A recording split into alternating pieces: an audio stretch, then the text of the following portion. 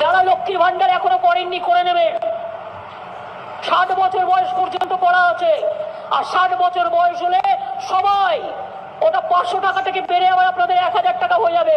1000 টাকা করে ওটা কেন গরম ভোট হলো না মমতা ব্যানার্জিকে টেনে আনবে? আজ আকাশে মেঘ নেই কেন মমতা ব্যানার্জিকে টেনে আনবে? কি ভাবো তোমরা? মমতা ব্যানার্জি মাথা নত করে পলিটিক্স করতে এসছে। কাঁচা বাদাম গান চাই, চাইলেই তো হবে না, চাইলেই দিতে তো হবে। দেবো না কোথা থেকে? দিদি তাহলে আপনি একবার একটু গানটা বলেন। না পারবো না, তাতে আপনার আমায় পছন্দ না হলে দেবেন না। দিদি আমি কিন্তু এই কাঁচা বাদাম গানটি নিয়ে এবার রাজনীতি করব। একটা ছোট, এই যারা এখানে বসে আছেন কতজন হিন্দু আছেন হাত তোলেন তো। আমরা কেউ হিন্দু নই, তুমি আমাকে হিন্দু ধর্ম শেখাবে? আমরা যে কোনো কাউকে কান ধরে হিন্দু ধর্ম শিখিয়ে দিতে।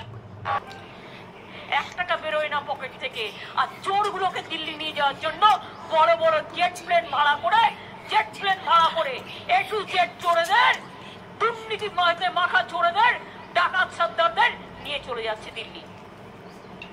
আরে প্রধানমন্ত্রী দাঁড়িয়ে বলে যাচ্ছে সরকারি কর্মচারীরা নাকি মাইনে পায় না। এ আবার কি উদ্ভট কথাবার্তা? কোন সরকারি কর্মচারী মাইনে পায়নি? দেখান মোদী বাবু।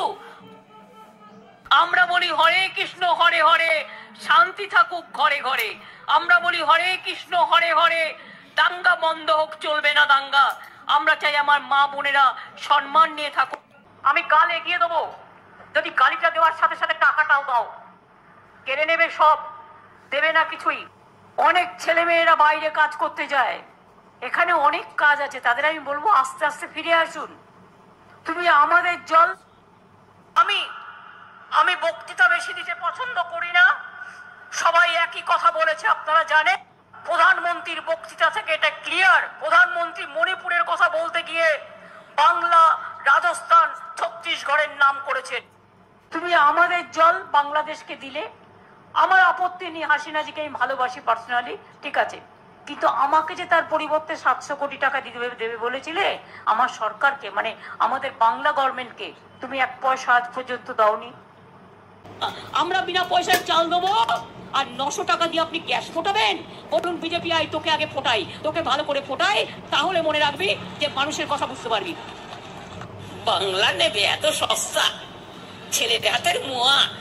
বা তোমাকে তো এক্সকাল আমরা করবোই, বাংলা জিতে দিল্লিতে ঝাঁপাবো, এবং তারপরে দেশ থেকে তোমাকে কি করে বিদায় করতে হয় রাজনৈতিক ভাবে সেটা আমরা দেখবো।